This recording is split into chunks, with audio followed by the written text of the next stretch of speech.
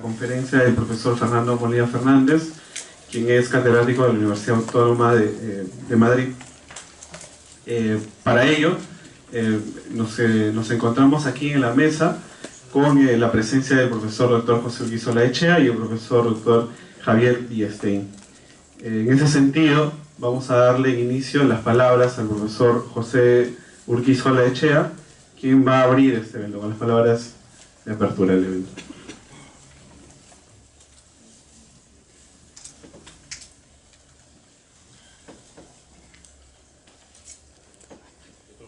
Querido profesor Fernando Molina Fernández. ¿Escucha?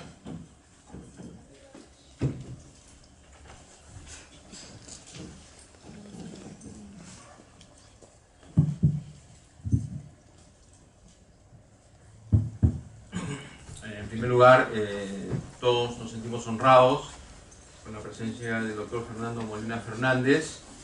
Él es catedrático de la Universidad Autónoma de Madrid. Es una universidad, por supuesto, muy prestigiosa, tiene grandes juristas, está muy reconocida. Y bueno, San Marcos nos recibe, como siempre recibimos a nuestros queridos invitados, que vienen a traernos su conocimiento, su experiencia, su percepción, ¿no?, de lo que es el derecho penal y todo lo que ello significa, en un momento especialmente rediseñado en nuestro país, con todas estas situaciones originadas por la corrupción y por la alta criminalidad. Estas enseñanzas que vamos a escuchar ahora, supongo, nos van a enriquecer, pero nos van a enriquecer de diversos ángulos, ¿no? Aparte de la percepción y el conocimiento doctrinario, también de la posibilidad de que ustedes puedan, ¿no?, abiertamente hacer sus preguntas con la finalidad de que esto sea eso, ¿no?, un coloquio, no solamente una clase magistral. Le damos la bienvenida aquí a nuestro querido profesor Molina Fernández.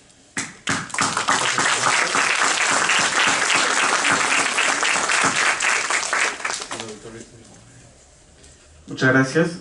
Bueno, y a continuación se le da pase al profesor Fernando Molina Fernández, quien nos va a exponer sobre el tema ¿por qué castigamos? Nuevos desarrollos de la teoría de la pena desde la psicología social. Adelante.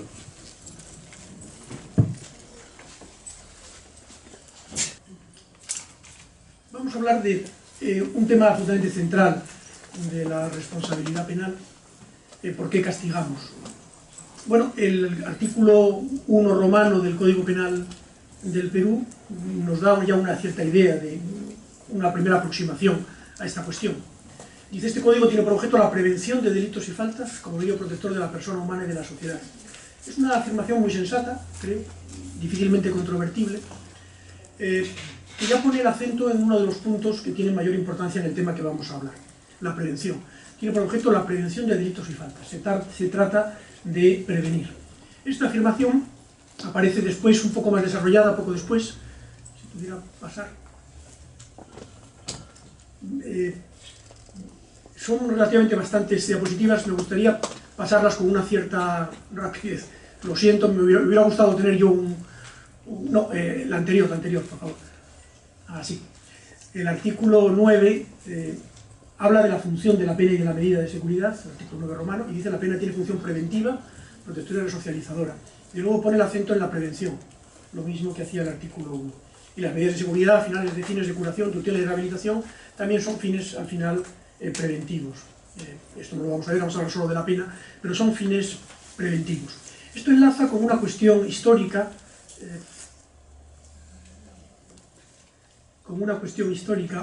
que ya puso de relieve uno de los autores clásicos en esta materia, del que seguramente pues, les han hablado en clase. Paul Johann Anselm Ritter von Feuerbach, sencillamente conocido como Feuerbach, pariente, por cierto, creo que era padre del filósofo de Ludwig Feuerbach, pues comenzó su obra magna en materia de derecho penal, que se publicó a finales del siglo XVIII. Esta es un poco la carátula de la obra. El primer volumen es de 1799, el segundo de 1800. Es una revisión de los conceptos básicos y del derecho penal positivo, el derecho penal básico. Pues él comenzaba destacando la enorme importancia que tiene la correcta caracterización de la pena. Paso, por favor. Él decía, ahí está la frase que les he resumido: la correcta determinación de la pena, de la naturaleza de la fuerza penal, ejerce el principal influjo sobre el derecho criminal en general, y especialmente sobre la teoría de la imputación de las acciones. Por ello debemos empezar nuestra revisión con este tema. O sea, él decía, la determinación de cuál es el fin de la pena, de para qué sirve la pena, es una cuestión central en la teoría de la imputación, en la teoría del derecho penal. Así que tenemos que empezar nuestra obra, que es una obra básica, es la obra básica de Feuerbach y uno de los hitos de la historia del pensamiento penal mundial. Pues él tenía que empezar con esa cuestión. Él mantuvo ahí una posición singular, que es bien conocida, la teoría de la coacción psicológica, de lo que luego hablaremos. Pero lo que me importaba ahora destacar era simplemente que para Feuerbach la cuestión de los fines de la pena tiene una enorme importancia. Y así lo decía ya a finales del siglo XVIII.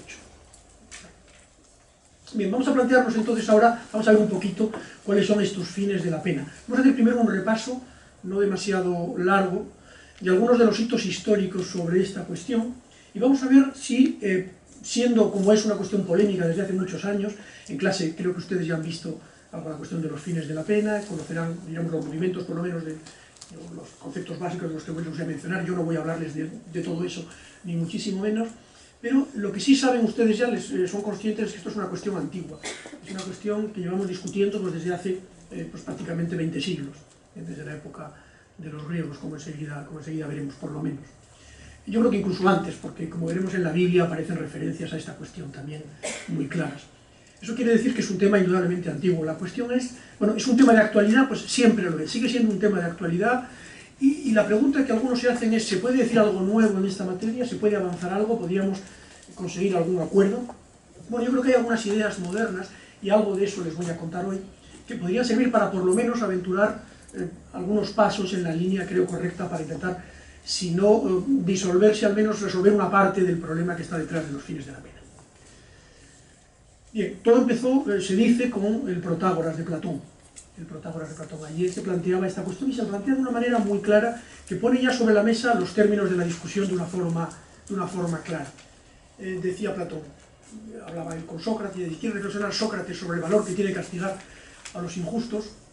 Bueno, dice, la virtud puede ser adquirida, me importa la parte segunda. En efecto, dice, nadie castiga a los injustos con la atención puesta o a causa de que cometieron injusticias, a menos que se vengue irracionalmente como una bestia.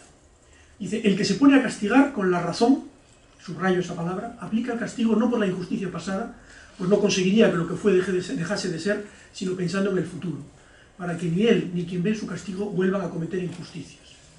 En Platón aparecía de una forma clarísima la antítesis, digamos, el conflicto principal en esta materia, el conflicto entre las teorías retributivas, que examinan la pena mirando al pasado y que simplemente entienden la pena como una respuesta al hecho cometido, y las teorías preventivas que miran hacia el futuro, sean de prevención general o especial, como enseguida veremos. Pero ya aquí aparecía el conflicto de una manera muy clara, y además aparecía una toma de partido en el conflicto que tiene muchísimos seguidores, indudablemente, no todos, como vamos a ver enseguida, pero sí tiene muchos. Y fíjense ya en un detalle importante. Él se inclina claramente por la tesis de la prevención, eso está muy claro, ¿no? Dice, y además considera que es la única explicación razonable, por eso les he subrayado la expresión razón. El que se pone a castigar con la razón, aplica el castigo. Si no lo hace con la razón, ¿cómo lo puede hacer? Pues él vendría a decir, hoy diríamos, con la emoción. El que lo hace con la emoción, lo hace como una bestia que se venga. Fíjense en el párrafo anterior. Dice, nadie castiga pensando en las injusticias cometidas, a menos que se vengue irracionalmente como una bestia.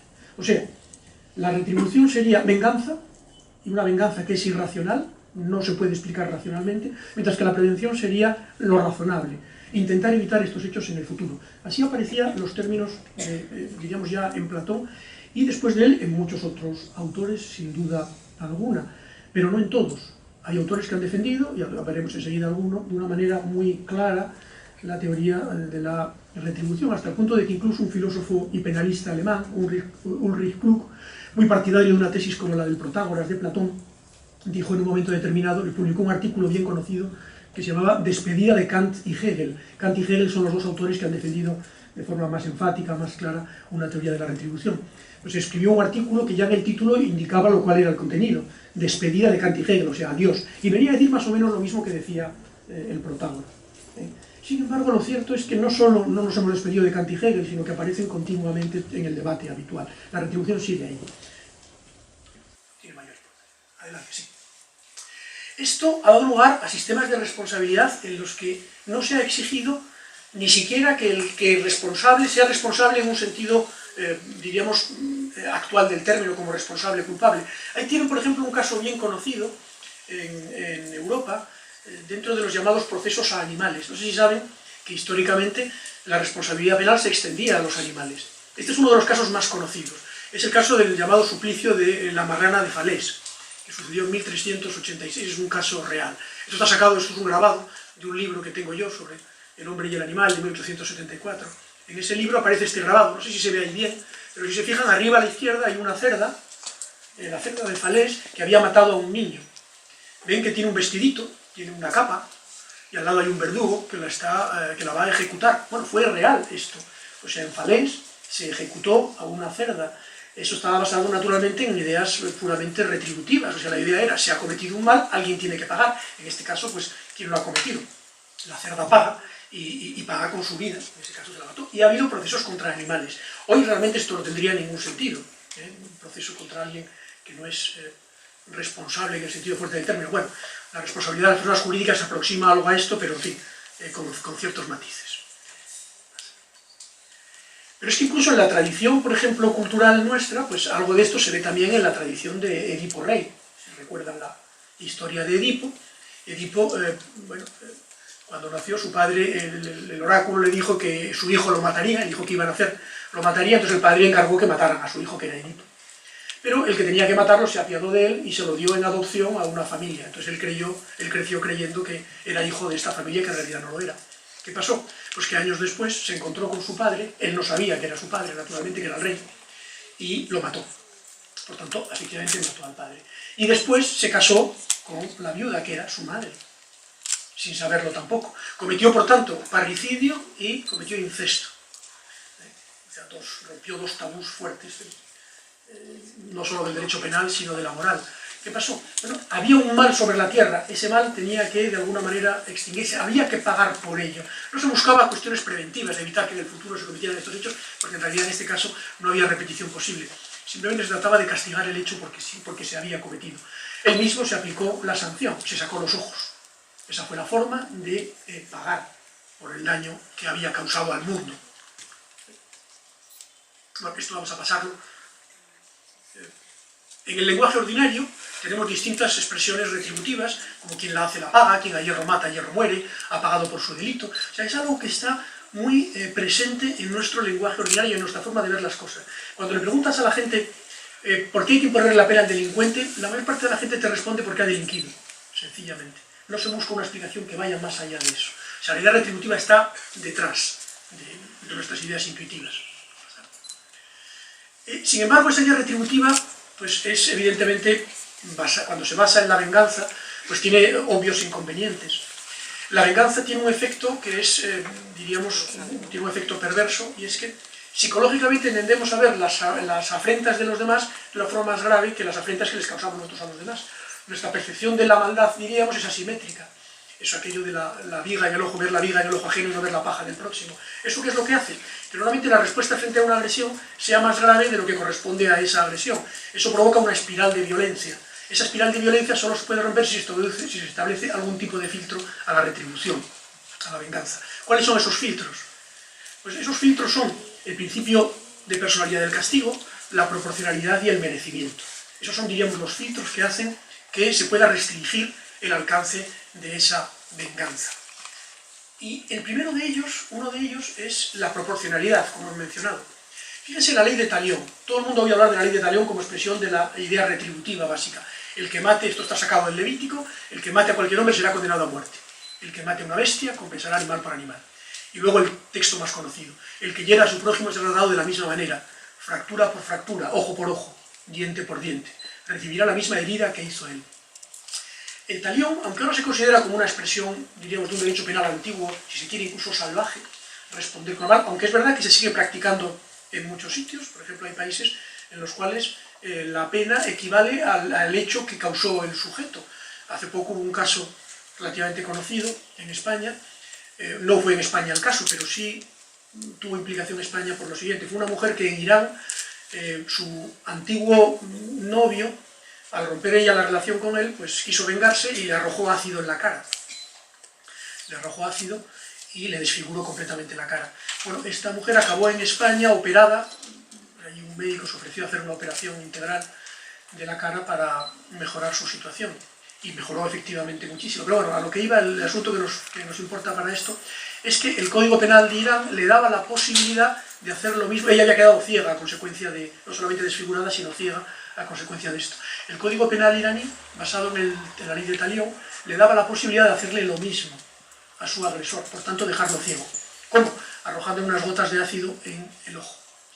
Bueno, hay un pequeño matiz que de por sí es odioso, y es que al ser mujer podía causar la mitad del daño que le habían causado, con lo cual no podía dejarlo ciego, sino únicamente tuerto. Ya, todo es salvaje, pero esto le añade todavía más al asunto, ¿no? Bueno, finalmente ella lo perdonó, estaba en España, y al final decidió perdonarlo, porque aunque durante mucho tiempo mantuvo la idea de que le iba a hacer esto, y iba a echarle ácido en el ojo, al final no lo hizo. Bueno, en realidad se trata de un perdón que en cualquier caso es completamente razonable. Bueno, perdón, esto ya lo habíamos visto, adelante. Bien, ¿quién es el defensor principal de las teorías retributivas? Pues es bien conocido, es el único que vamos a hablar un poquito, Immanuel Kant. Kant mantuvo de una manera muy pura una teoría retributiva. El gran pensador alemán del siglo XVIII mantuvo una teoría puramente retributiva. ¿En qué términos? En su famosa fundamentación de la metafísica de las costumbres dice esta frase que es bien conocida: la pena es un imperativo categórico. Como se sabe, un imperativo categórico es un imperativo que se deriva de una acción por sí misma sin referencia a ningún otro fin. Se convierte en objetivamente necesario. Un imperativo categórico es algo que es necesario por sí, sin atención a otros fines. Pues bien, para él la pena era exactamente eso. No se impone para que haya ningún fin, perdón, por ningún fin, no se impone para que en el futuro otros no delincan, sino que se impone sencillamente porque es necesaria.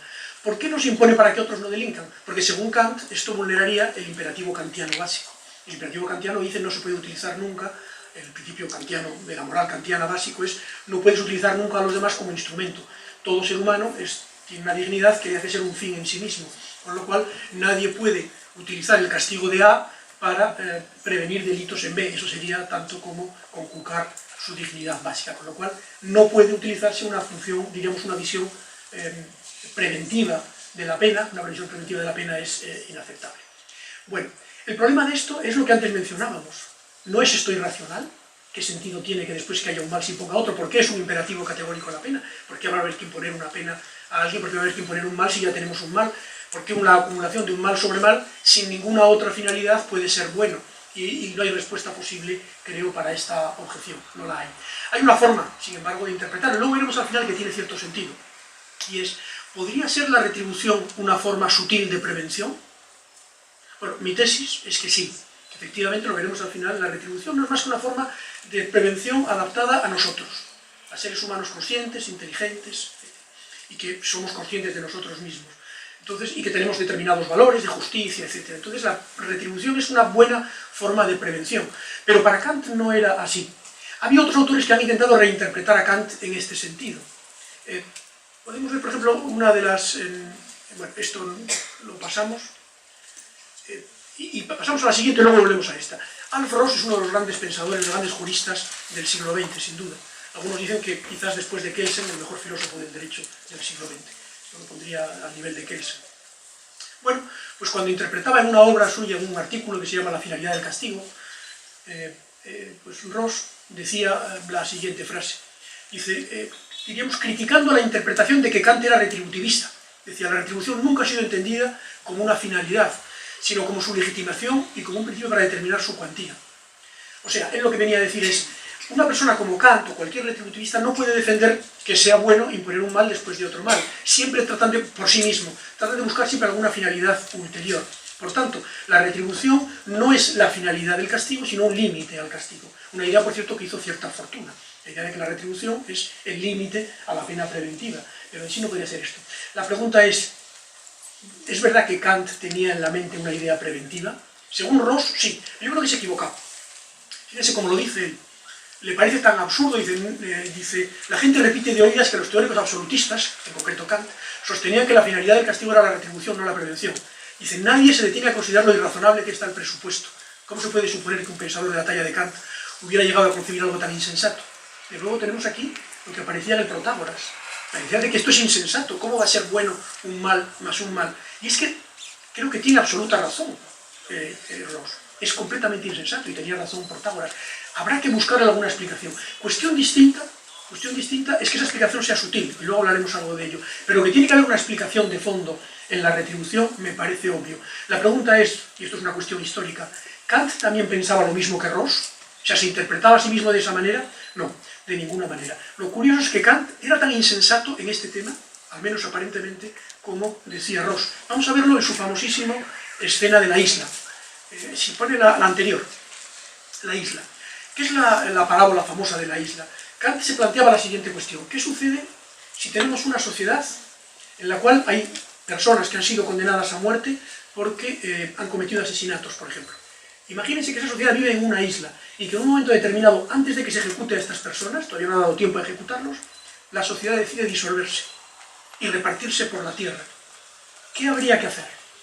Bueno, Kant puso esta parábola para mostrar que si él hubiera sido un preventivista, si él hubiera entendido la retribución en el sentido de Rawls como una forma de llegar a la prevención, tendría que haber dicho, en este caso la retribución ya no tiene sentido, sería un mal sobre mal, con lo cual lo que habría que hacer es dejar libres a los delincuentes, porque evidentemente ya no hay ninguna finalidad futura que cumplir. La sociedad se disuelve, al disolverse ya no tenemos que prevenir otros delitos, ya no va a haber delitos en el futuro, porque la sociedad se ha disuelto.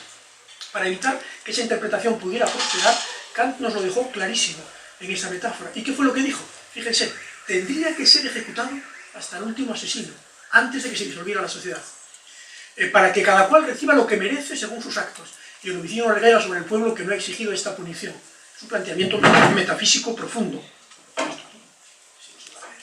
Es un planteamiento casi metafísico profundo. O sea, él realmente con la parábola de la isla admite que es imposible, quiero decir, que no hay que buscar ninguna finalidad preventiva, que además es ilegítimo buscarla, que es pura retribución.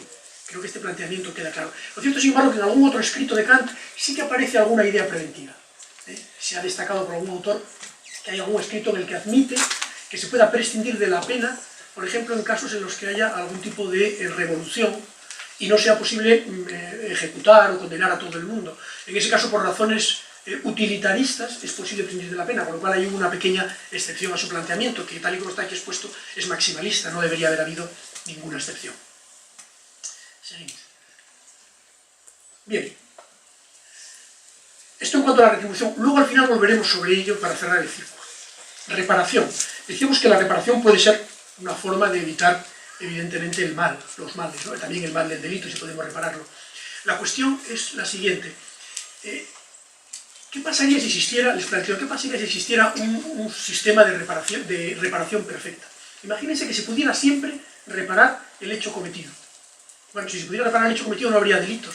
El delito desaparecería porque podemos reparar sus efectos. Si pudiéramos devolver la vida siempre al muerto, evidentemente el homicidio dejaría de tener el sentido que tiene. De hecho, esto pasa. Los delitos van perdiendo gravedad según van siendo cada vez más, diríamos, reparables. Por ejemplo, en tema de lesiones, etc. Yo recuerdo hace años que cualquier lesión que afectara, por ejemplo, que desfigurara algo el rostro, pues tenía una gravedad enorme. Ahora, con la cirugía reconstructiva, etcétera, pues el hecho tiene menos gravedad, lo cual ya no es tan grave. Si te saltan los dientes, pues te ponen otros, no son los tuyos originales, pero bueno, pueden ser incluso hasta mejores. Es decir, la reparación puede evitar que... Pero, ¿qué sucede? Que la pena no tiene esa finalidad reparadora, al menos de una manera directa y clara. La pena no sirve para reparar. La responsabilidad civil sí, cuando procede de delito sirve para reparar, pero la pena no repara. La pena puede tener otra función, pero no es la de reparación.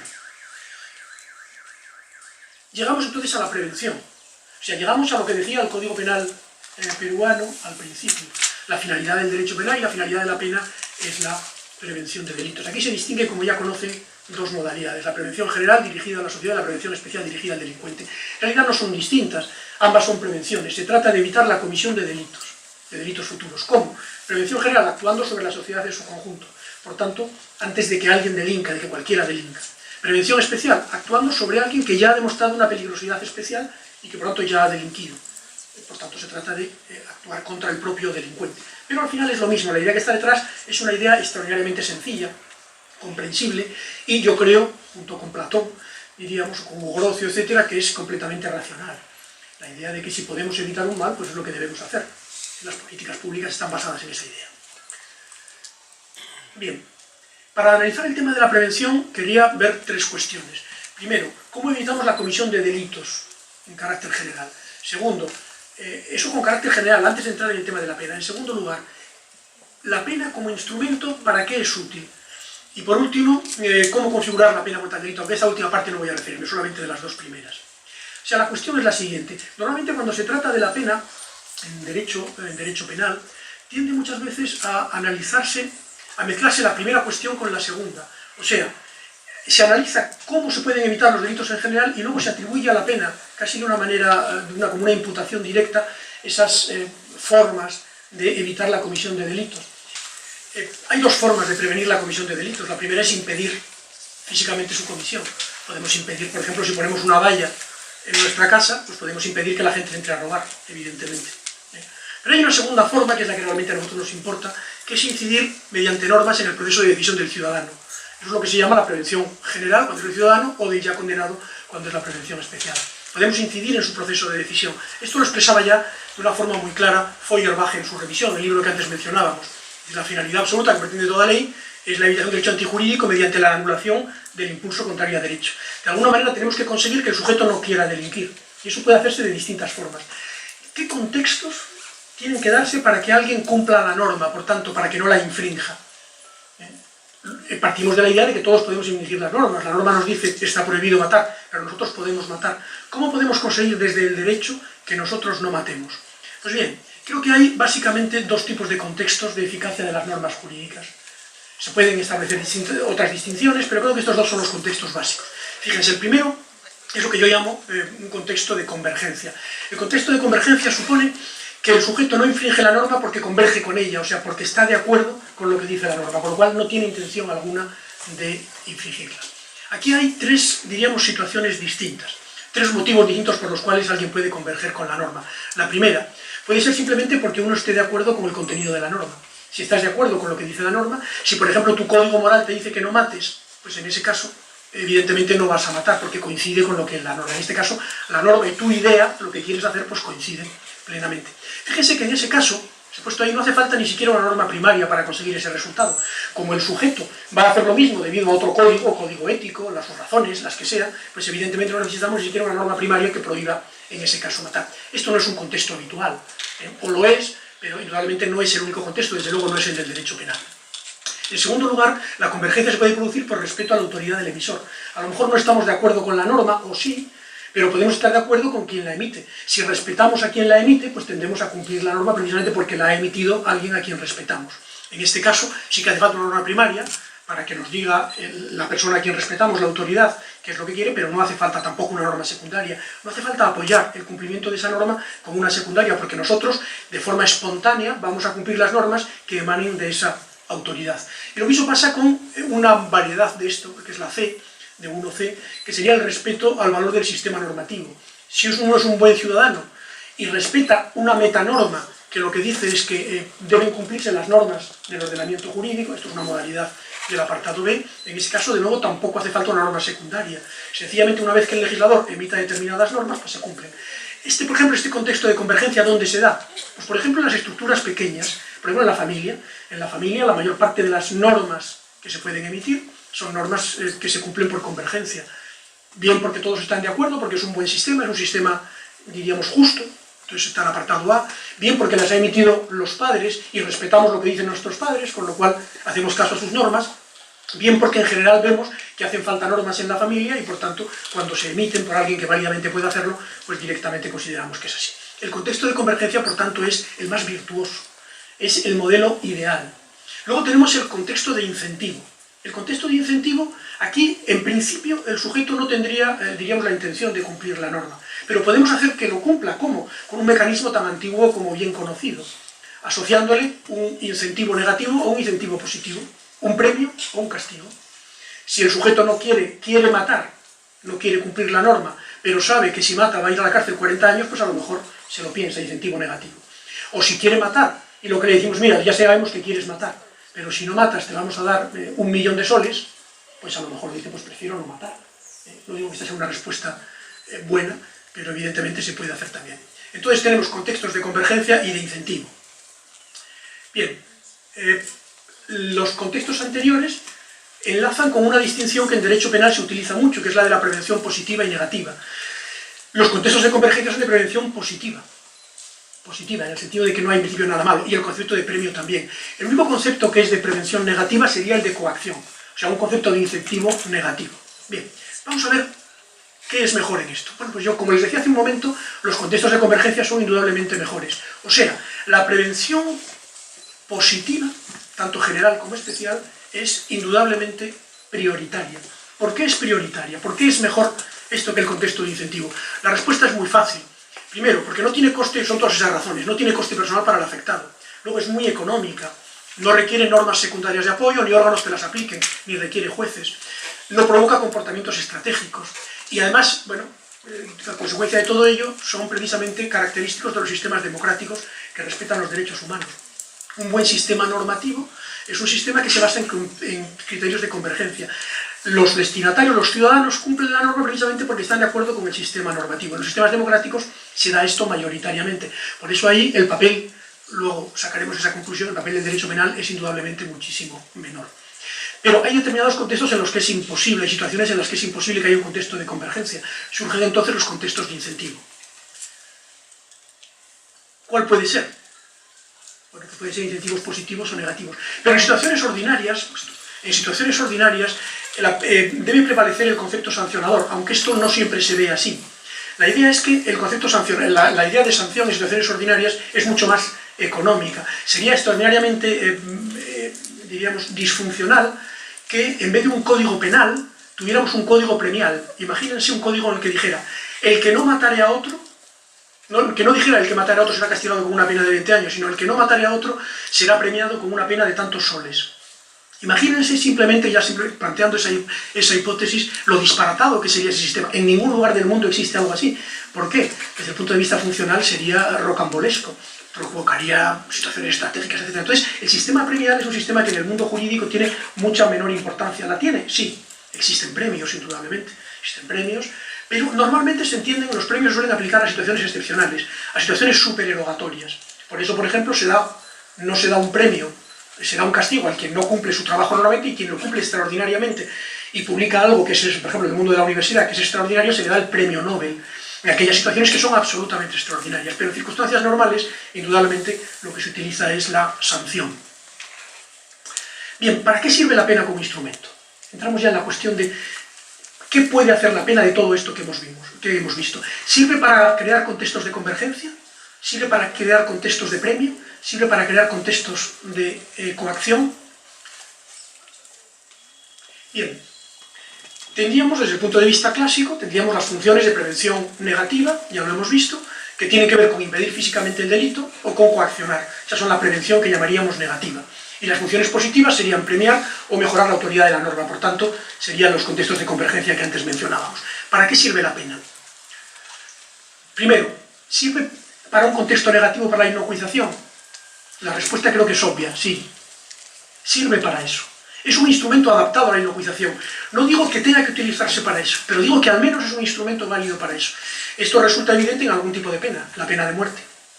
La pena de muerte inocuiza por completo al sujeto. Lo convierte en un sujeto no peligroso, sencillamente le hace desaparecer.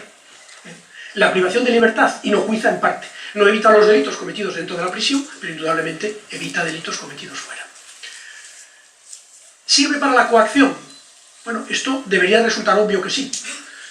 No solo desde Feuerbach, desde mucho antes, Bentham, Feuerbach, pero también en realidad desde Sócrates, desde Platón, se entendía que una de las finalidades de la pena es la intimidación, la coacción, diríamos, psicológica, como decía Feuerbach. Sin embargo, modernamente hay muchos autores que han puesto en duda esta función dentro del derecho penal, que es lo que conocemos como prevención general negativa. A mí me resulta, se lo confieso, completamente incomprensible los autores que niegan que la pena pueda cumplir una función de coacción. Es más, yo cuando pregunto a un auditorio, así como ustedes en mi clase, cuando empiezo preguntando por fines de la pena, prácticamente siempre el primer fin de la pena que sale intuitivamente para cualquiera es la idea de coacción, el primero. ¿Por qué motivo? Bueno, no hace falta ir muy lejos. Nuestro mundo en general, digamos nuestra percepción del mundo, lo que nos dice la psicología cognitiva, lo que nos dice nuestra experiencia cotidiana, es que cuando asocias a un determinado hecho una consecuencia que es mala para el sujeto, tiende a no hacerla. Es un mecanismo que me da hasta vergüenza tener que explicar aquí, no lo explico, simplemente lo constato. Y pretender que eso, precisamente en el derecho penal, no funciona, como dicen algunos autores, a mí me resulta incomprensible, disparatado. O sea, quienes dicen, y muchos autores lo dicen, no está demostrado el efecto preventivo especial de la pena. Digo, ¿se darán cuenta de lo que están diciendo?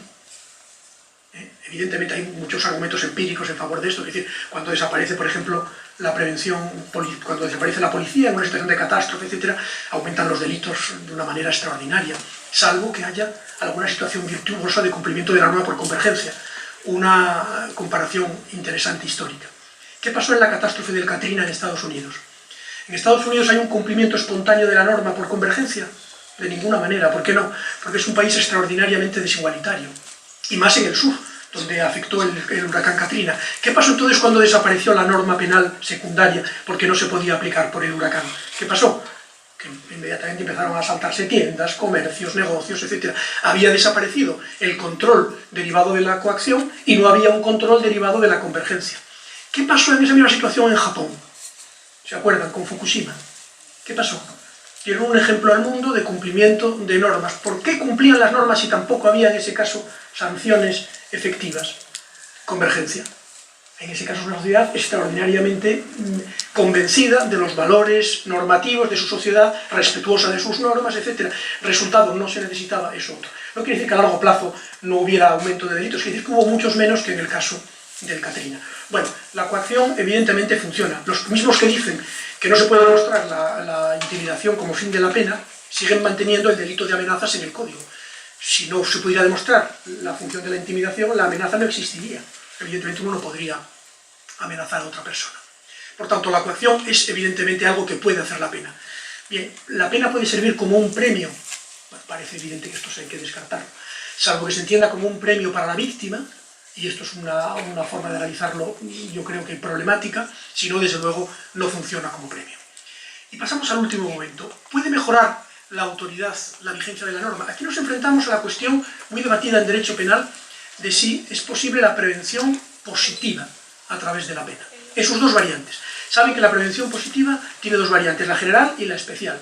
La prevención general positiva es la construcción más moderna en relación con la teoría de la pena. Ha sido muy desarrollada por algunos autores y es bien conocido el planteamiento de Günter Jacobs en esta materia.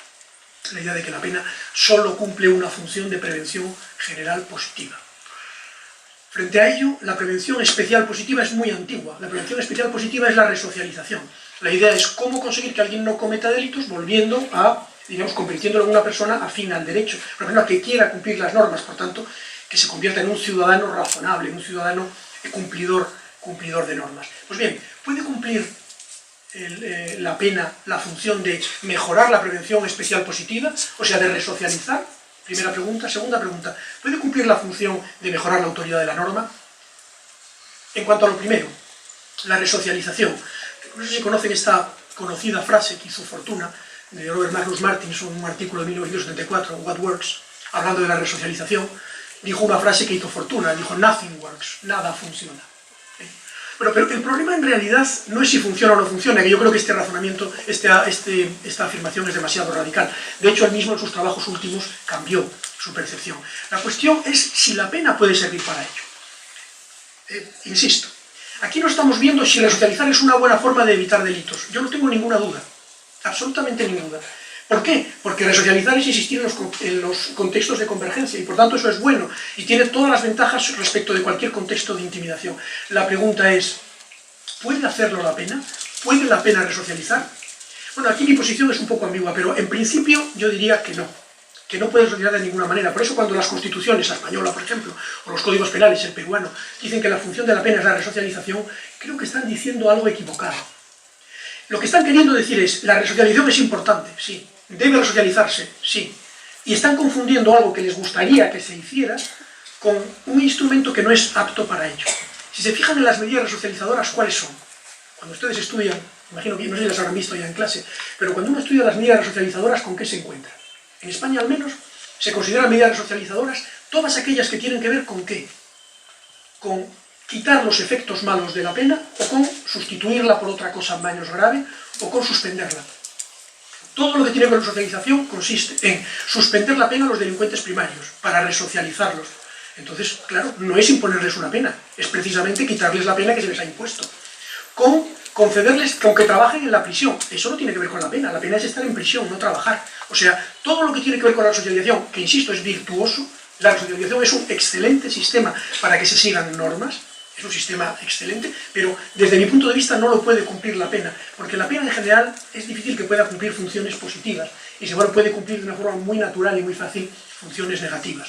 Pero ¿qué pasa con la famosa prevención general positiva? Con la reafirmación de la vigencia de la norma. Esto aparece continuamente en el planteamiento de Jacobs y en muchos otros que han copiado, que han seguido ese planteamiento, y otros autores por diferentes motivos que mantienen la misma tesis. La idea de que la función de la pena es reafirmar la vigencia de la norma, claro, de la norma primaria, sería la función de la pena. Pero la pregunta es, si la analizamos científicamente, ¿cómo consigue reafirmar la vigencia de la norma?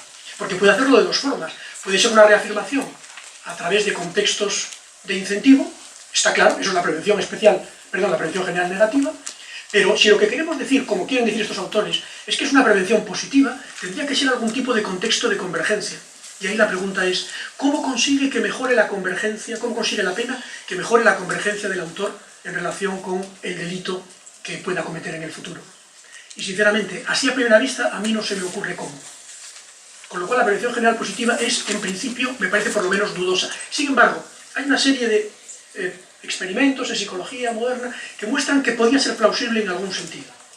Vamos a analizar algo esta cuestión y ya entrando en la parte final de la intervención. Bien, nosotros somos seres sociales. Buena muestra de ello es que estamos aquí pacíficamente, en paz, escuchando una charla y cumpliendo toda una serie de normas. Vivimos en sociedad, vivimos con normas. ¿Cómo conseguimos vivir en sociedad? ¿Cómo se consigue cualquier sociedad en el mundo animal? Animales sociales hay muchos. ¿Cómo se consigue esa sociabilidad? Bueno, se consigue mediante la coordinación y la cooperación, y la cooperación se hace a través de normas y mediante altruismo. Tiene que haber algún tipo de altruismo. Ahora bien, los distintos modelos de sociedades tienen diferentes niveles de altruismo. El altruismo es aquello en el cual el sujeto que interviene en una sociedad no piensa en sí mismo primero, sino que piensa en los demás, piensa en la sociedad como grupo. Solamente así se puede construir sociedad. Diríamos que si fuéramos entes completamente egoístas, 100% egoístas, no podríamos construir ningún tipo de sociedad. Pero ni siquiera en el mundo animal. No existe ningún tipo de animal que sea 100% egoísta. Entre otras cosas, la reproducción lo impide. La reproducción requiere, y el cuidado de las crías requiere siempre que haya algo de altruismo.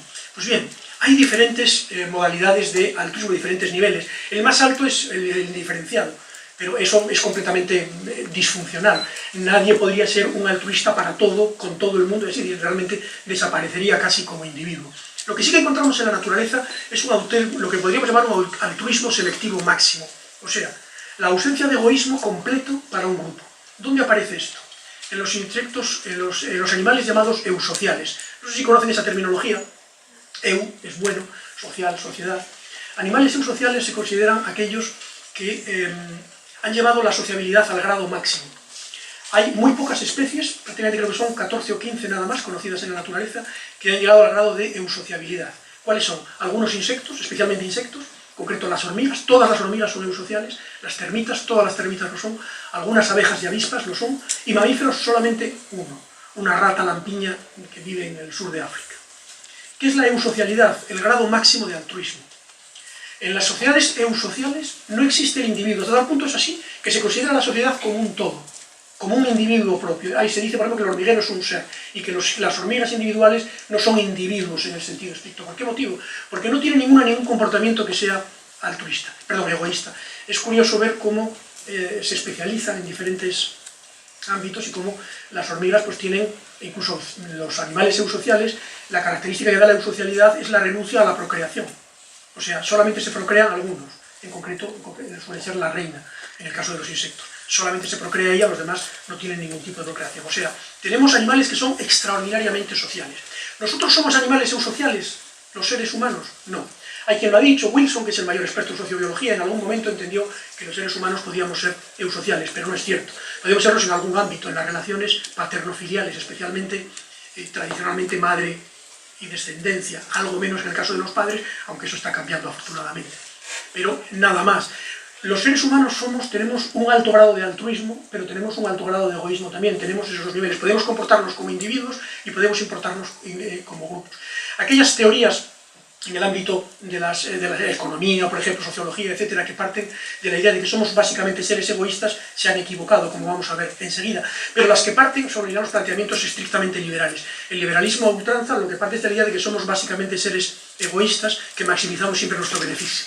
Se ha demostrado con una serie de experimentos, ahora veremos alguno que esto no es así. Pero el planteamiento contrario, diríamos el del comunismo radical, que entiende que debemos ser algo parecido a los insectos sociales, también se equivoca. Somos básicamente seres individuales egoístas. Eso quiere decir, además también, que en ciertos contextos actuamos en función de nuestro beneficio.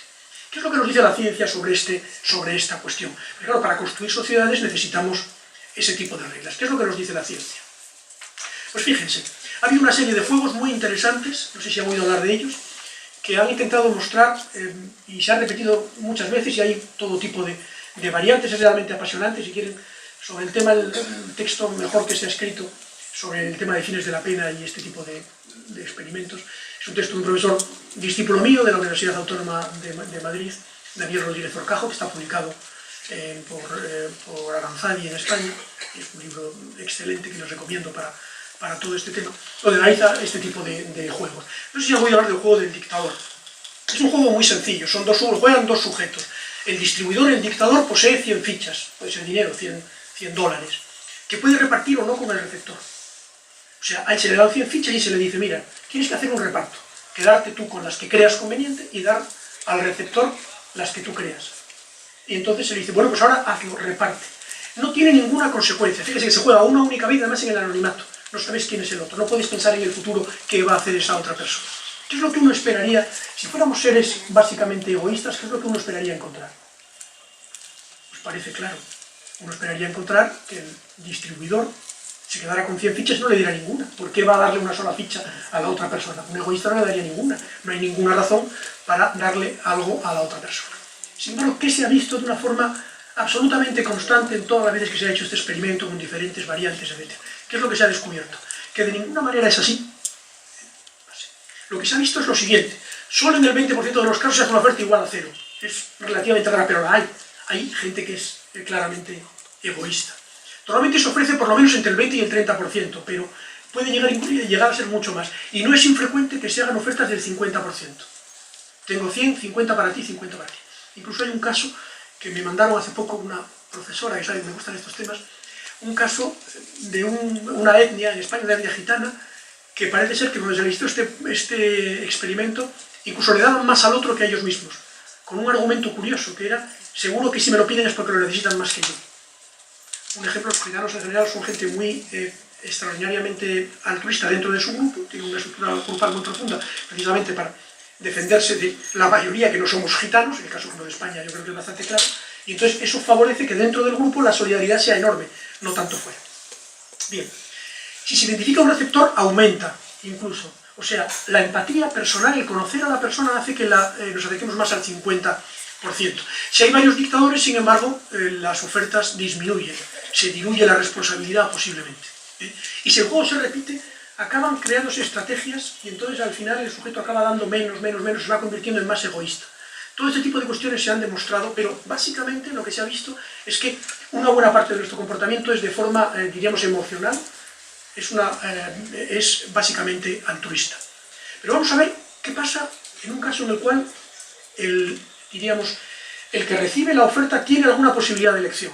Cambiamos entonces de juego y nos vamos adelante al juego del ultimátum. El juego del ultimátum es lo mismo que el del dictador, pero cambia un poco. Aquí el distribuidor posee 100 fichas y lo que hace es una oferta de reparto.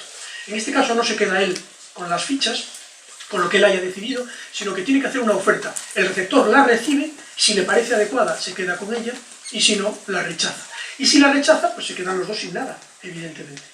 La pregunta es, ¿qué oferta tiene que hacer el distribuidor y qué oferta tiene que aceptar el receptor? Si yo les pregunto esto último, ¿qué oferta tiene que aceptar el receptor? Cualquiera que maximizara su beneficio, ¿qué es lo que diría? Bueno, salvo una oferta 100-0, con que me den €1, yo debería de aceptarlo, ¿cierto o no? Porque si no lo acepto, pierdo todo, 0. Mientras que si lo acepto, gano €1. Luego, como de las dos opciones, en una gano más que en la otra, pues prefiero la que gano más. Parece tan racional, tan evidente, que la teoría económica clásica decía que esto era así. Que el sujeto racional tendría que aceptar incluso las ofertas que sean muy inequitativas, 99-1, por ejemplo. Pero ¿qué es lo que muestra la realidad? Pues fíjense, la mayor parte de los proponentes ofrecen entre el 40 y el 50%. Ofrecen. Más de la mitad de los receptores, ahí ya se ve, claro, con la diferencia de lo que pasaba en el caso del dictador, ahí se ve que se está teniendo en cuenta la posibilidad de perder, con lo cual de nuevo aparece aquí de alguna manera la idea de coacción, la idea de mal. Si en este caso haces una oferta demasiado mala, tienes la posibilidad de que el otro diga que no. Pero claro, uno podría hacer un argumento racional y decir, no, es que no va a decir que no, de ninguna manera. No va a decir que no porque siempre va a ser mejor €1 que €0. Pues resulta que no. Fíjense en el segundo dato. Más de la mitad de los receptores rechazaron las ofertas inferiores al 30%. O sea, la gente prefiere perderlo todo antes que admitir una solución inequitativa. ¿Qué es lo que muestra esto de una manera creo que incontrovertible? Se ha hecho muchas veces. Que tenemos un sentimiento profundo de justicia, que puede estar en la base de esa idea de la retribución. Esa es la vinculación que tiene con el hecho. Tenemos un sentimiento profundo de justicia. Ese sentimiento nos lleva a no aceptar las soluciones que sean claramente inequitativas. Cuidado, es asimétrico.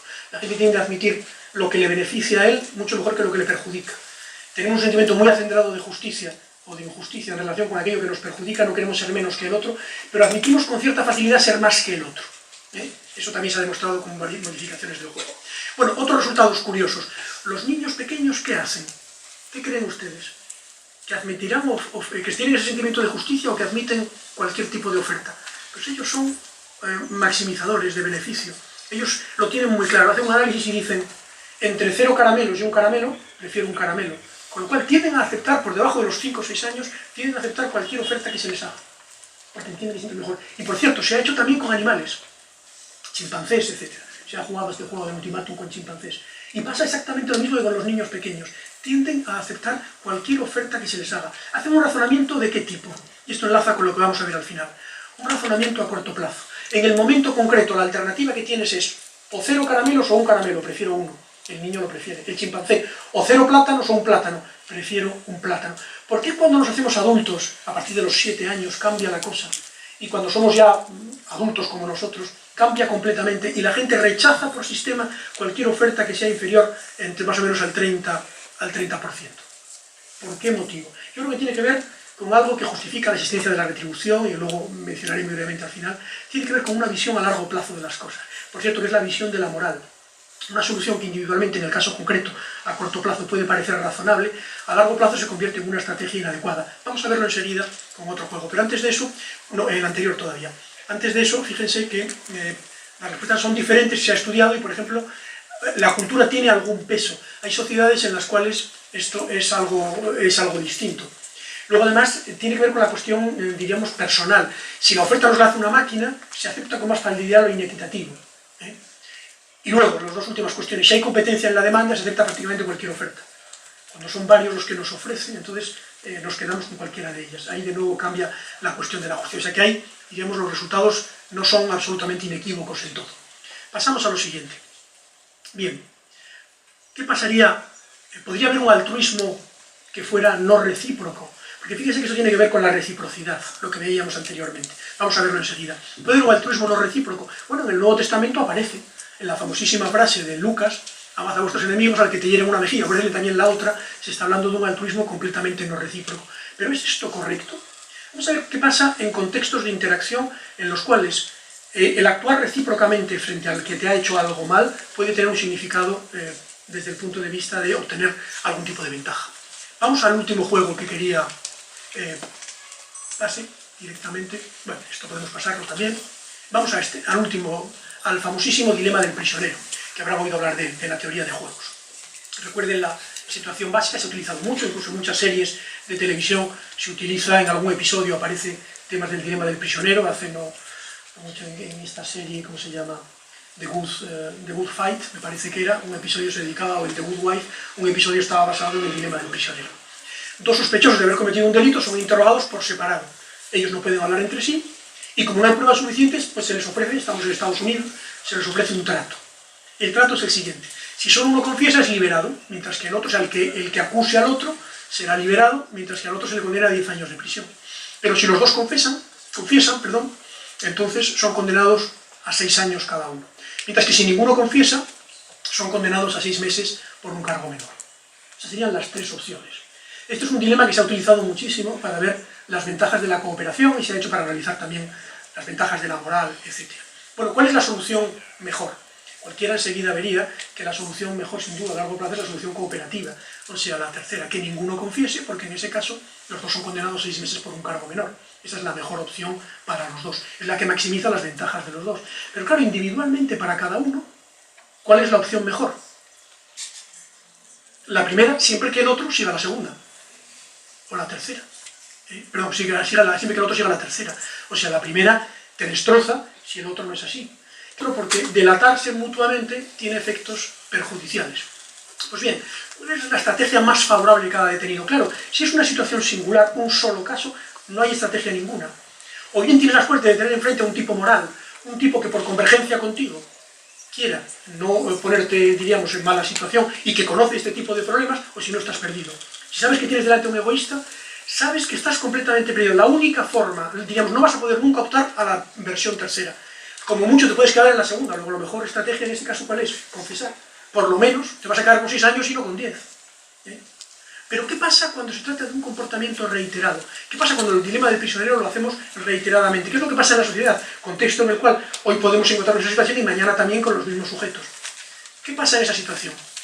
Bueno, cuando es iterado el dilema del prisionero, pues entonces se juega reiteradamente con memoria de los anteriores juegos, se ha demostrado reiteradamente en distintos trabajos que hay una estrategia que es la que maximiza la situación para todos, que es lo que han llamado algunos autores tit for tat. ¿En qué consiste esto? Consiste sencillamente en que tú tienes que hacer, al principio, cooperar, pero luego tienes que hacer lo mismo que haga el otro. Si el otro no ha cooperado, tienes que hacer lo mismo. Con lo cual, tienes que actuar de forma recíproca. Si él no coopera, tú no cooperas. Si él coopera, tú sigues cooperando. Esa es la forma correcta de llegar a la mejor solución a largo plazo. La moral, por cierto, es un atajo para llegar a esa solución.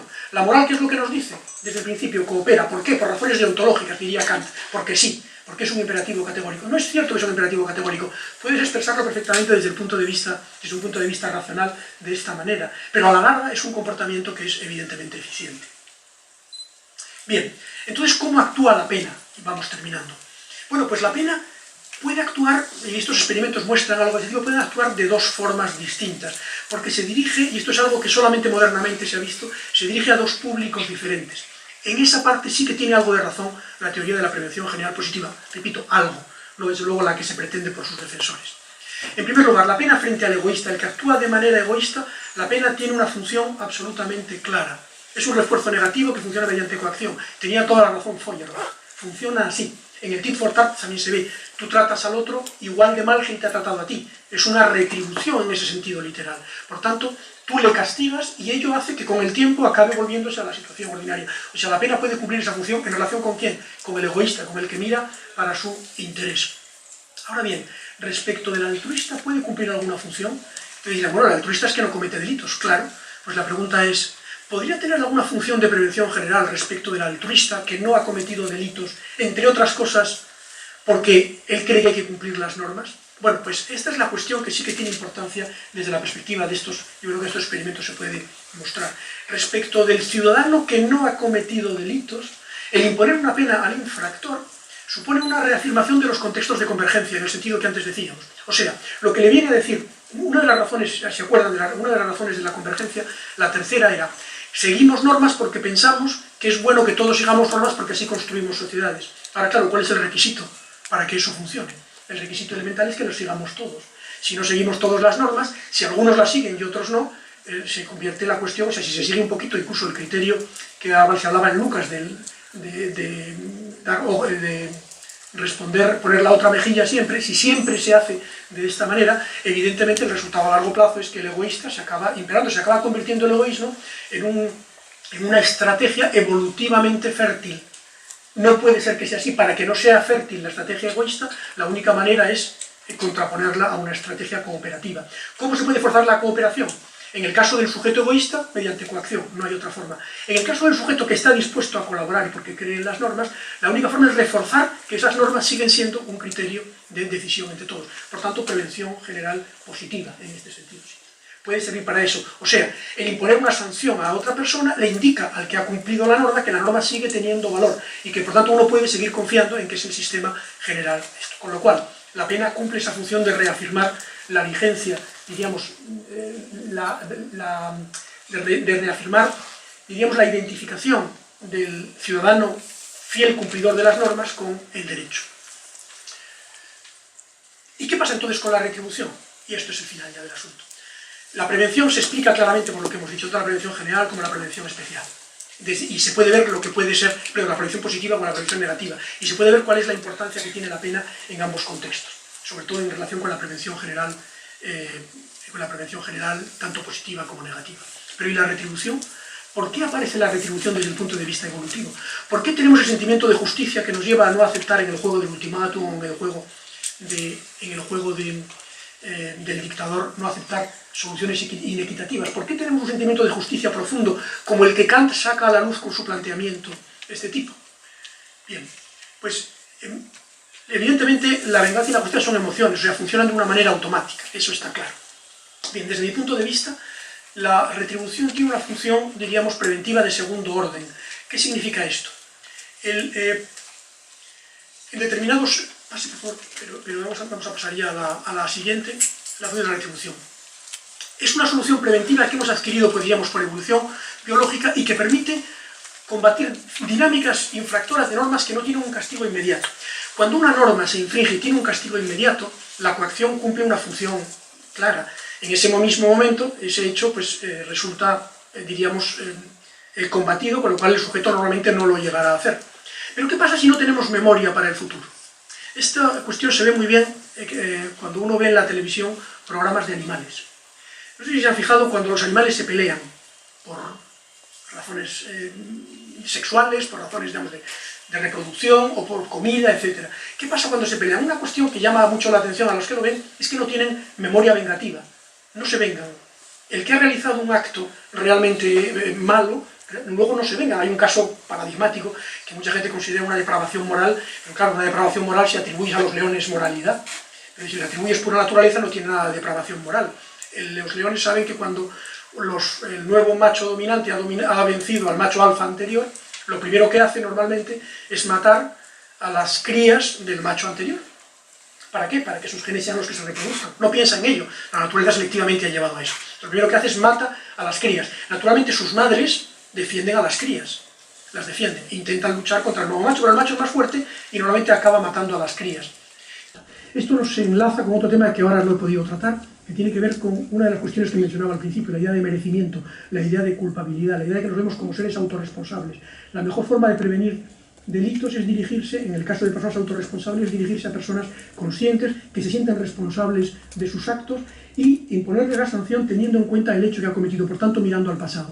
Así que en algunos casos mirar al pasado, retribución, es la mejor forma de tener un buen futuro. Esto es todo. Muchas gracias.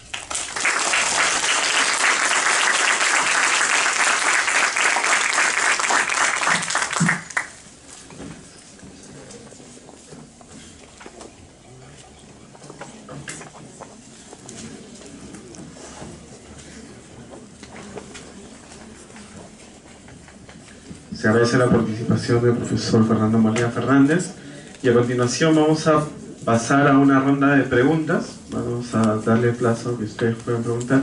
Sobre el tema de la reparación, de las penas como reparación, ¿esto se asemejaría a lo que es la justicia restaurativa? Muchas gracias, doctor. Gracias a usted. Le contesto rápidamente. En cuanto a lo primero, yo no veo diferencia alguna entre fin y función. Siempre podemos atribuir a palabras que son prácticamente sinónimas diferentes significados de matiz, pero básicamente nos referimos a lo mismo. De hecho, en la doctrina se utilizan de manera casi, diríamos, intercambiable, fin y función. Se trata de saber qué es lo que se pretende con algo, cuál es el fin, cuál es la función, para qué sirve. En el fondo es lo mismo, ¿no? Y en cuanto a lo otro, ¿se podría tratar de justicia restaurativa? Bueno, en derecho penal está teniendo cada vez más peso la idea efectivamente de la reparación. Hay quien habla de una tercera vía, ¿no?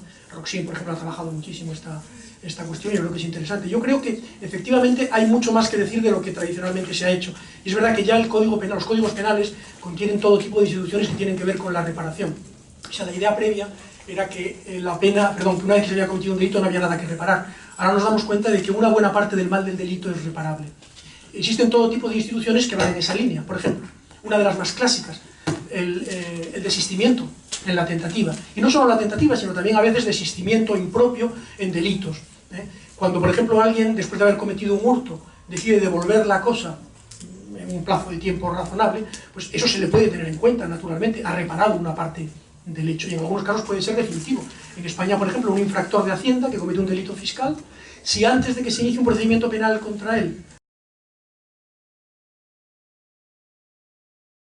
estaba consumado, desaparece. Es un ejemplo. Pero hay otros, la reparación a la víctima, el reconocimiento de la culpa, etc. Son todo tipo de cuestiones que tienen que ver con algo que se puede hacer, evidentemente. Pero a través de la pena no exactamente. Hay otras instituciones que son las que tienen que ver básicamente con la reparación, responsabilidad civil, instituciones de renuncia a la pena, como el desistimiento, etc. La pena en sí es un mal, se impone como un mal, difícilmente repara. Podría reparar algo, y es verdad, satisfaciendo el deseo de venganza de las víctimas, o de los familiares, ahí sí. Pero es discutible si esta función tiene alguna importancia, esa función de satisfacción, porque pacifica a la sociedad, y una parte de la función histórica del derecho penal era precisamente sustituir a la venganza privada. Pero evidentemente no es el núcleo esencial de la pena.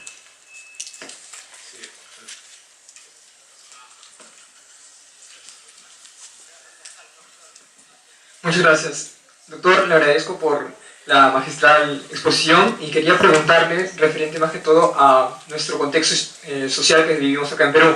Actualmente se está viendo que por estos casos de Odebrecht están saliendo muchos casos sobre la redundancia de corrupción y muchos políticos están yendo a la prisión, pero es una figura penal que es la prisión preventiva, no es que los hayan sido enjuiciados. Eso mucha gente de a pie no lo conoce y entonces lo puede percibir como aparentemente un exceso de la justicia o de los órganos jurisdiccionales. Entonces quisiera dirigir mi pregunta hacia un tema más que todo social y psicológico.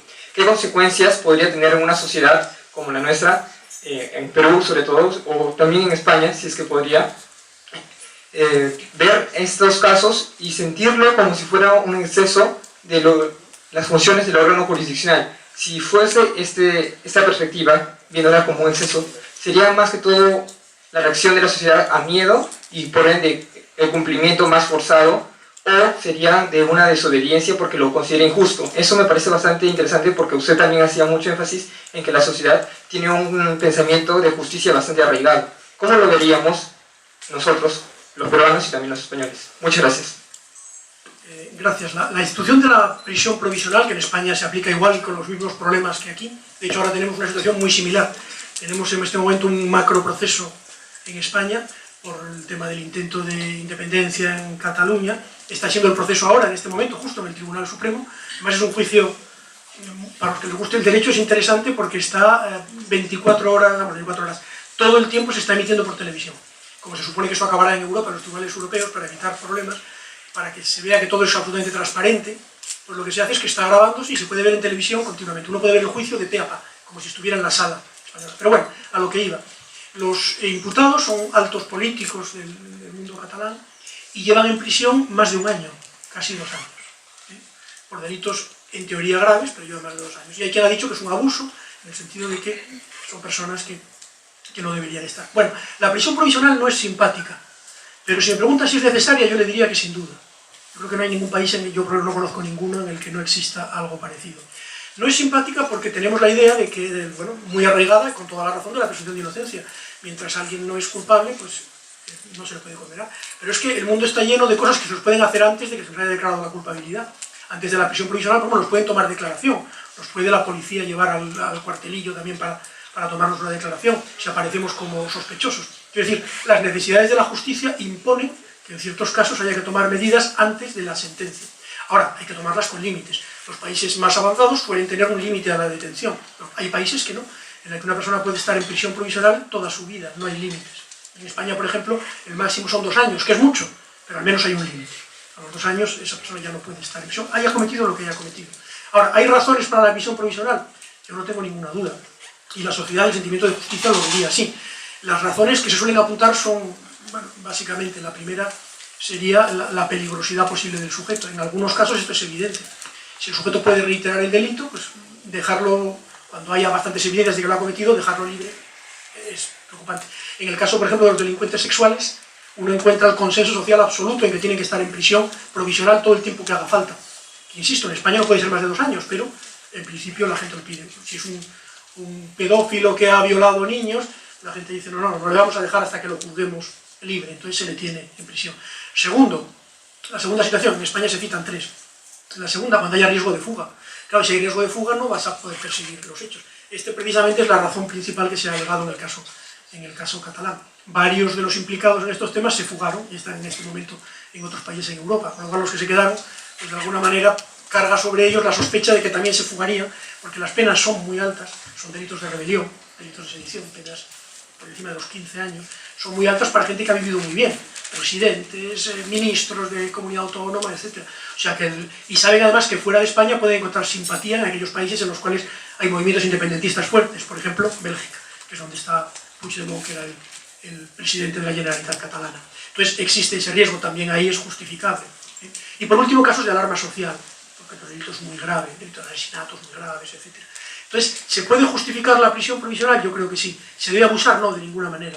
Entonces ahí los jueces, ¿verdad?, que tienen una situación complicada, la de determinar sin sentencia y por tanto con un inocente si se le puede imponer o no imponer. Entonces hay casos en los cuales la presunción de inocencia está bien, pero que, digamos, las evidencias son tan abrumadoras que es difícil negar la comisión del delito.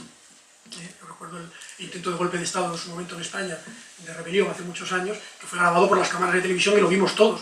Hombre, ahí la presunción de inocencia existe, por supuesto, pero, digamos, está amortiguada porque los hechos son de dominio público. Pero es cierto que es un problema, y siempre lo ha sido. Y muchos abogan, creo que con razón, por una limitación drástica del uso de la prisión provisional.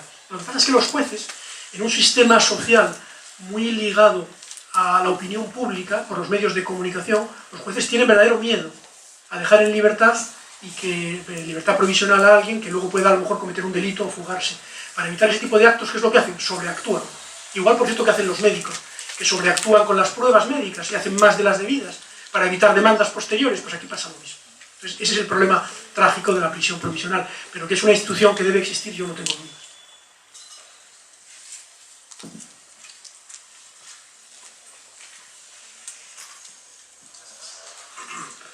Doctor Molina, buenos días. Tengo un par de preguntas y me gustaría saber cuál es su opinión.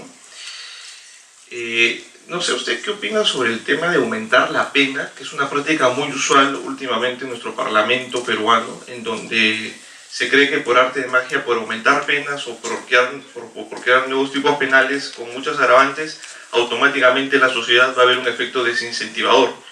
¿Qué tan eficiente es esto de aumentar penas, aumentar la gravosidad de las mismas, y si finalmente tienen éxito en la sociedad? O sea, ¿qué tanto impacto tiene? Segundo, y esta es mi última observación y también me gustaría su opinión al respecto, la prevención especial positiva, es decir, el fin resocializador de la pena en el Perú concretamente, ¿qué tanto termina resocializando la pena en los criminales, en la gente que está en prisión, concretamente en la sociedad peruana? O sea, ¿no le parece que no solamente es una cuestión o más de política criminal, que de por sí pensar de que la pena va a terminar resocializando al criminal? O sea, ¿no tendría que haber en todo caso también otras condiciones penitenciarias, etc., en donde también coadyuven a los fines resocializadores de la pena? Es decir, porque en otros países ciertamente ahí las economías son distintas, pero el fin resocializador, para empezar, las penas son menores y el fin resocializador es mucho mayor. ¿Por qué en el Perú o en Latinoamérica, en la región, no tenemos este tipo de efecto positivo, exitoso respecto de las penas? Gracias.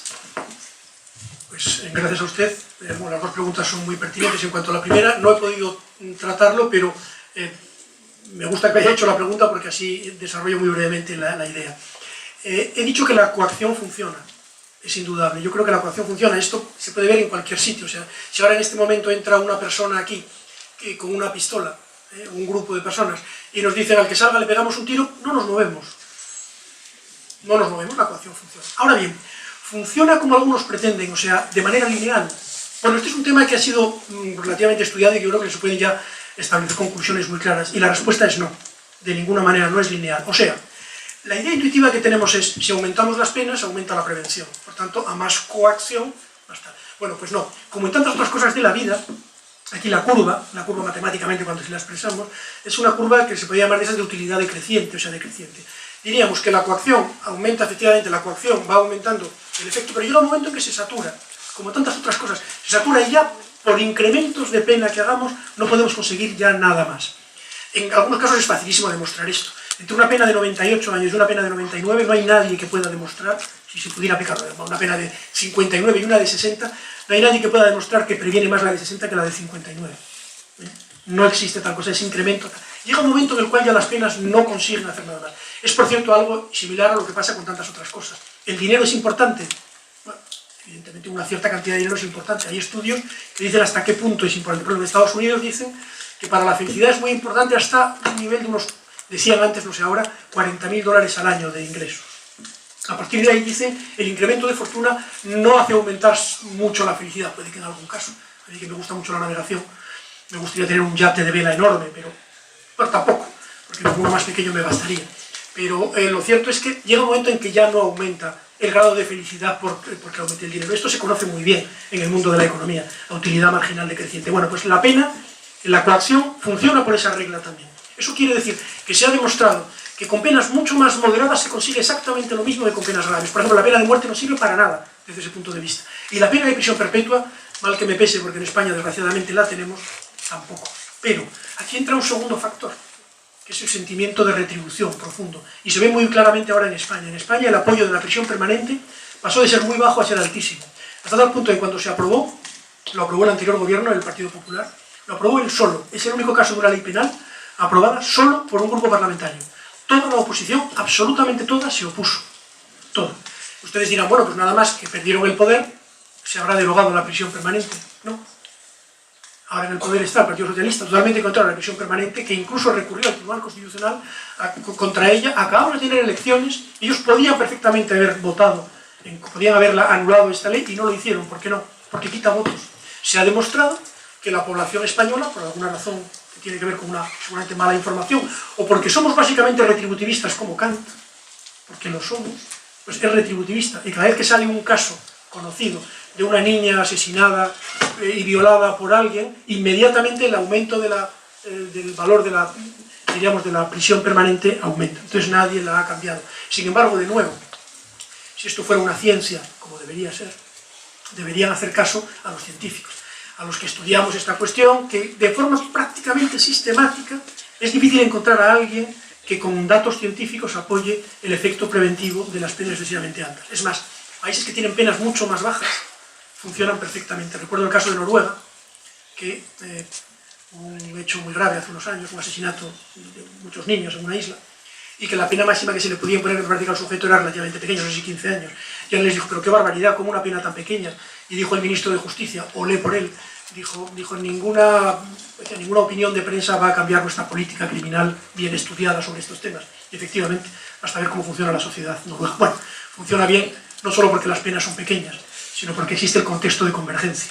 O sea, lo que comentaba antes, cuando mejor es una sociedad, más contexto de convergencia y menos necesidad tienes de pena. Una buena familia es aquella en la cual la pena casi no tiene ningún valor, la coacción. ¿Por qué? Porque todo es convergencia. Todo es convergencia. Cuando no lo es, pues tenemos esta otra cuestión. Y la otra pregunta era sobre la resocialización, si funciona o no funciona. Vamos a ver, lo mencioné. Si usted me pregunta, ¿se puede resocializar mediante la pena? Yo le diría que básicamente no. La pena se sabe que desocializa. Por eso las medidas resocializadoras, ¿en qué consisten? En renunciar a la pena, en disminuir el tiempo de pena, en conceder permisos, en utilizar el tiempo de pena para trabajar, para etc. O sea, para cuestiones que no tienen que ver con el castigo. El castigo en sí no resocializa. Puede buscarse un efecto resocializador a través de esa misma idea que aparece en ese binomio paralelo al nuestro que se da en el mundo religioso. Igual que nosotros tenemos delito-pena, pues pecado-penitencia. En la penitencia se dice que sirve para de alguna manera el sujeto que sufre la penitencia se reconcilia con el mundo. de alguna forma. ¿Podría servir la pena para eso? Quizás en algún caso, pero yo creo que no es el mismo contexto que en el contexto religioso, en el que tiene una visión religiosa, pues esa idea de la reconciliación, yo creo que le da importancia. El delincuente difícilmente crea que tiene que reconciliarse, seguramente justificará su delito y se acabó. O sea, que la pena sirve para la resocialización, básicamente no. Ahora bien, segunda parte de la pregunta segunda. ¿Es importante la resocialización? Muchísimo, porque es contexto de convergencia, o sea, es lo mejor que podemos hacer. En un sistema de gente resocializada, o sea, gente que no quiera cometer delitos, no necesitamos jueces penales, o muchas menos sanciones, etc. Un sistema como el de Noruega, un sistema como el de Japón, un sistema en el cual la pena no tiene tanta importancia. ¿Por qué? Porque las condiciones sociales hacen que se cumplan las penas. ¿Y cuáles son esas condiciones? Diga lo que diga la teoría de la prevención general positiva, que en ese punto no es correcta, no se consiguen a través de la pena, se consiguen a través de la mejora del sistema jurídico, buenas leyes. Si la ley es buena, claro que la cumplimos. Si yo aquí ahora nos convirtiéramos en sociedad, nos cerráramos, y yo me convirtiera en dictador, o nosotros tres, para incorporar a los profesores de la mesa, tuviéramos las pistolas y nos convirtiéramos en dictadores, ¿podríamos conseguir un contexto de convergencia para que cumplieran ustedes nuestras normas? Sí. ¿Cómo? Haciendo normas que compartiéramos, por ejemplo, según la cual nosotros no tenemos el poder por estar en la mesa, sino que el poder se va turnando. Eso es lo que se llama democracia. O, por ejemplo, que los derechos de todos son iguales, que por ser hombre o mujer no van a tener diferentes derechos, etc. Cosas que enseguida nuestra intuición y nuestra genética básicamente igualitaria, pues comprende bien. Si haces normas de ese tipo, no necesitas la pena. ¿Cuándo la necesitas? Lo sabe cualquier dictador, diga lo que diga Jacobs. La pena la necesitamos, la coacción. Cualquier dictador sabe que la única manera que tiene de mantener su estado de terror, ¿cuál es? La coacción. Por eso ellos no tienen ninguna duda de la prevención general negativa, ninguna duda. ¿Cómo se puede mantener en Sudáfrica? ¿Cómo se podía mantener un sistema de apartheid? Un sistema que es profundamente antinatural, porque los seres humanos, como hemos visto, tendemos a la reciprocidad y a la igualdad. ¿Cómo se puede mantener eso? No hay otra forma que con el terror penal, con la coacción. Claro está que el terror penal funciona. Claro está que funciona. Pero precisamente porque no es la forma mejor, tenemos que limitar la prevención. Esto no lo he desarrollado, pero la coacción tiene que tener claros límites. Uno de ellos es precisamente la retribución, la idea de mirar al pasado, la idea del merecimiento. Otro tiene que ver con esa idea de la utilidad marginal decreciente. Todo eso hace que la prevención, que sí que funciona a través de la pena, no sea el instrumento idóneo para conseguir que se sigan normas. El instrumento idóneo, ¿cuál es? La mejora del sistema normativo y la mejora de la sociedad. Una buena sociedad no recurre al derecho penal, o recurre poco. Recurre solo frente a los free riders, aquellos que son egoístas y que en un momento determinado se apartan. Pero frente a los demás no, ¿por qué? Contexto de convergencia. Buenos días a todos los presentes en la mesa. Felicitar su participación, profesor Fernando Molina. Tengo básicamente dos preguntas. La primera es, quisiera conocer su opinión respecto a teorías dialécticas de la pena, como por ejemplo la de Claus-Roxin o por ejemplo Schmidt-Huizen. Y la segunda básicamente es referida a una conclusión a la que llega su discípulo Daniel Rodríguez en su texto.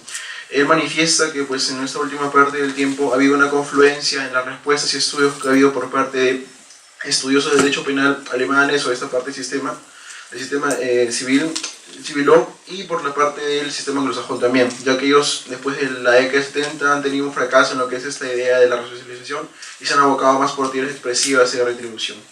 Gracias. Una pregunta muy enjundiosa.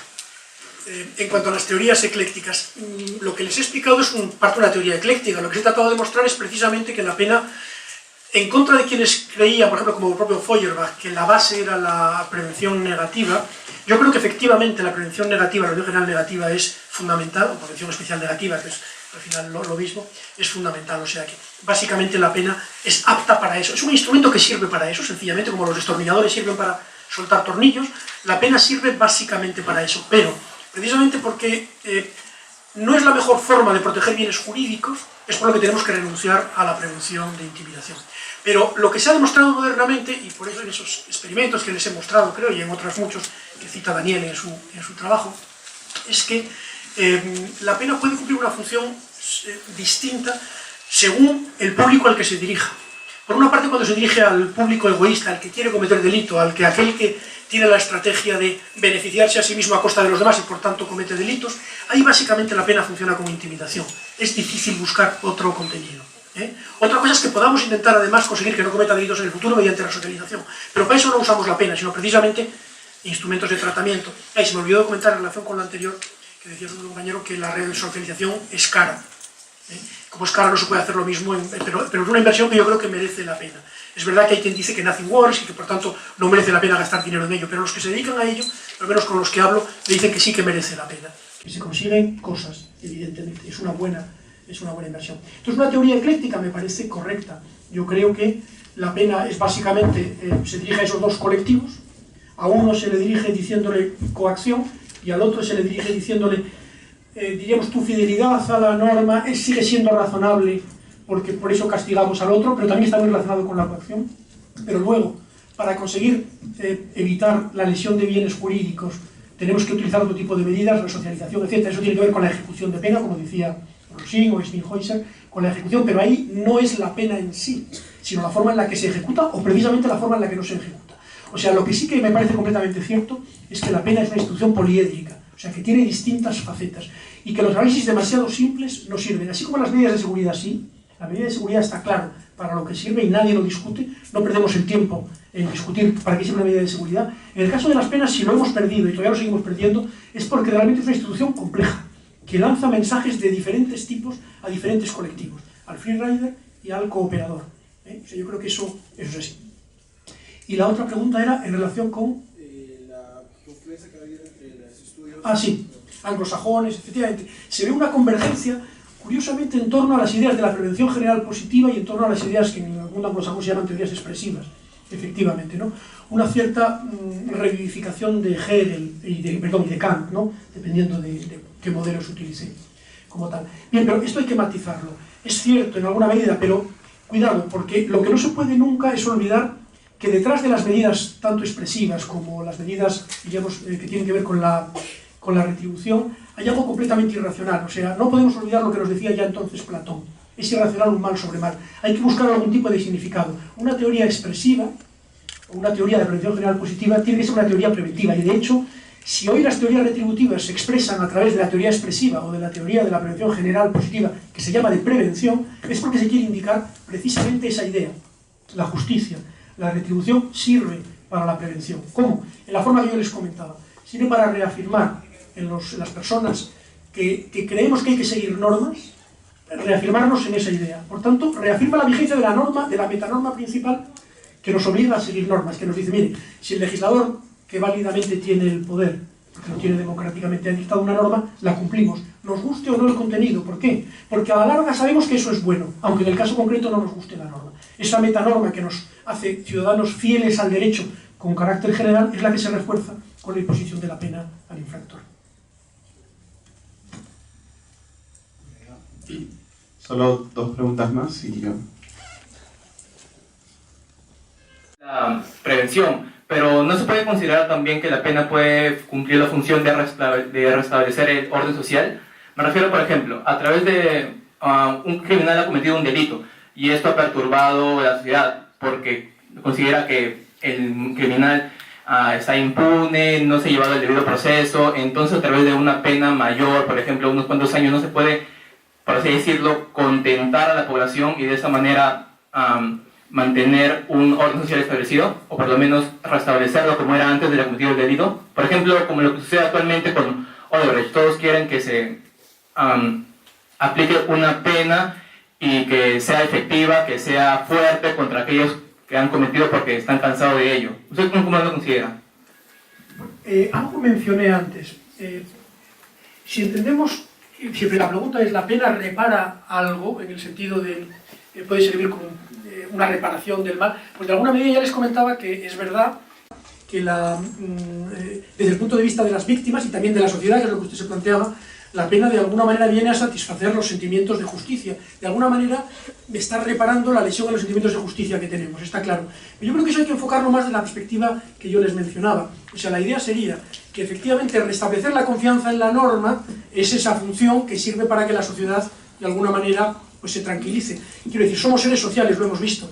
Los seres somos sociales únicamente porque seguimos normas. Hay una regla básica, hay un aforismo en latín muy conocido, que es ubi societas ibi jus, donde hay sociedad, hay derecho, o hay normas, ¿no? Es evidente. Si no hay normas, no tenemos sociedad. Entonces necesitamos que haya normas y necesitamos que se sigan. Para seguir siendo seres sociales, tenemos que tener normas y que la gente las siga. Por eso la violación de las normas tiene que tener una reacción. Eso es lo correcto. de las teorías de la prevención general positiva, diríamos. Necesitamos esa reacción, y esa reacción han demostrado experimentos como los que mencionaba, han mencionado que efectivamente se dan, que se produce una satisfacción en la sociedad después de diríamos, en la sociedad que cumple normas, en el ciudadano fiel al derecho, se cumple una reafirmación de la vigencia de la norma mediante la sanción a las otras personas. Tiene esa parte de explicación, pero no podemos olvidar cuál es la forma instrumental básica de la pena. En relación con el delincuente, la pena básicamente funciona de otra manera, funciona como coacción, como prevención general negativa, funciona como intimidación. Prácticamente no hay otra manera de llegar a él a través de la pena, insisto. Se puede llegar de otras formas, sí, resocialización, pero no es a través de la pena, es a través de otros sistemas. Mejora del sistema jurídico no es a través de la pena, es a través de la mejora de las leyes. Es la forma en la que se puede conseguir ese contexto de convergencia que me parece fundamental. Ok, y una última pregunta. Buenos días, doctor. Gracias por su presencia el día de hoy. Bueno, mi duda más que todo va cuando usted dice que la resocialización tiene a traer desventajas en el ámbito económico, ¿no? Que es muy caro. ¿Qué opina usted respecto de la intervención privada? Por ejemplo, hoy en día en las cárceles se produce talleres donde el reo puede aprender, ¿no? Algo técnico. Pero, ¿qué pasa? Que cuando sale, las empresas no lo contratan por el mismo hecho que tiene antecedentes penales. Hoy en día hay empresas privadas que dictan estos talleres a hombres y mujeres, y estas mismas empresas se encargan de contratarlos cuando estos salgan. ¿Eso también vendría a ser un mecanismo de prevención? ¿O qué opina usted de la intervención privada ya como un mecanismo de prevención? Bueno, la intervención privada, igual que la pública, si es buena, bienvenida sea, para la resocialización, quiero decir. Hombre, en algunos ámbitos no, a mí las cárceles privadas me parecen un disparate. En Estados Unidos las hay, no están funcionando, creo, demasiado bien. Me parece que no, porque es un ámbito demasiado, es como un ejército privado. Eso puede tener una función en determinados ámbitos muy pequeños, o sea, la seguridad privada en una empresa, pero a nivel de ejército tiene que ser algo público. Yo creo que eso es bastante evidente. Lo mismo pasa con las cárceles. Es una función básica tan fundamental que lo público, con los controles que tiene, resulta absolutamente esencial. Pero en la resocialización puede intervenir lo privado, sin duda, interviene con mucho éxito. Por ejemplo, en los programas de resocialización de delincuentes derivados de delitos relacionados con las drogas, en España mayoritariamente se hace por instituciones privadas. Son instituciones privadas un poco especiales, sin ánimo de lucro, instituciones que proceden de la Iglesia o de otras ONGs, pero funcionan extraordinariamente bien, algunas. El Proyecto Hombre, por ejemplo, en España, ha funcionado muy bien y ha ofrecido muchísimo consuelo y mucha resocialización a muchos delincuentes. Claro está que bienvenido sea. Por supuesto, todo con un control, porque tiene que ser la actividad en este ámbito es un ámbito muy sensible. En la búsqueda del lucro pues resulta discutible, pero que el ámbito privado a través de instituciones, por ejemplo, virtuosas, tipo ONGs, instituciones religiosas, etcétera, puede hacerlo, yo no tengo ninguna duda, y que deben de complementar el trabajo público, por supuesto, y luego dar trabajo, por supuesto. Ahí la iniciativa pública debe ser prioritaria también. Procurar en los empleos públicos no hacer ningún tipo de discriminación en función de que tengas antecedentes o no los tengas, si ya has pagado con la pena, ¿no? Diríamos. Pero que el ámbito privado debería ser lo mismo, y hay empresas que lo hacen. Pero hay otras que, bueno, que tienen miedo porque se basan en un criterio diríamos, un pronóstico de peligrosidad. Si ya ha delinquido, a lo mejor delinque. Prefiero otro que no tenga ni siquiera ese pronóstico. Hay que ser en ese sentido generosos. Pero bueno, puede haber instituciones que se dediquen específicamente a ello, y me parece muy no solo plausible, sino muy elogiable. Bueno, agradecemos al profesor Fernando Molina por sus excelentes intervenciones, y finalmente vamos a hacer la entrega de unos presentes por parte de la cátedra y por parte de la facultad. En inicio, una placa de recordatorio, bueno, por su visita, que va a ser entrega del doctor José Urquizo de la Echea.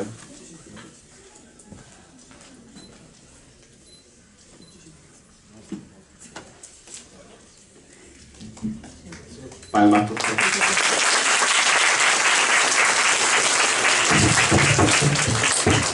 Asimismo, se le hace entrega del PIN de la Universidad Nacional, contiene la Universidad Nacional Mayor de San Marcos, que tiene el escudo de la facultad, como señal de su... Lo llevaré con todo orgullo.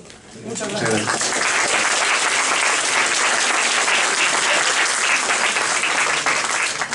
Finalmente se les entrega la revista peruana de Ciencias Penales de su último número, publicado el mes de abril.